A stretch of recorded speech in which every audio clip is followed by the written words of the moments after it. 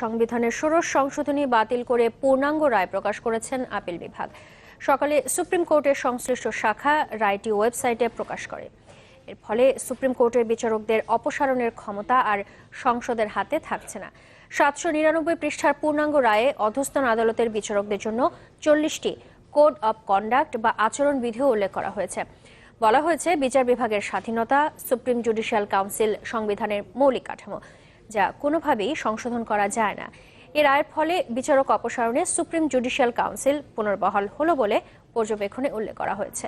এদিকে অধস্তন আদালতের বিচারকদের শৃঙ্খলা সম্পর্কিত সংবিধানের 116 অনুচ্ছেদেও অবৈধ ঘোষণা করেছেন আপিল বিভাগ। রায়ের কপি হাতে না পাওয়া পর্যন্ত কোনো মন্তব্য করবেন না বলে জানিয়েছেন আইনমন্ত্রী। আর সুপ্রিম জুডিশিয়াল কাউন্সিলের কনসেপ্টটা এটা হলো সেনা শাসকদের কনসেপ্ট, পাকিস্তানের কনসেপ্ট, জিয়াউর রহমানের কনসেপ্ট। কাজে এটা পুনঃস্থাপনে নিশ্চয়ই আমি ব্যথিত।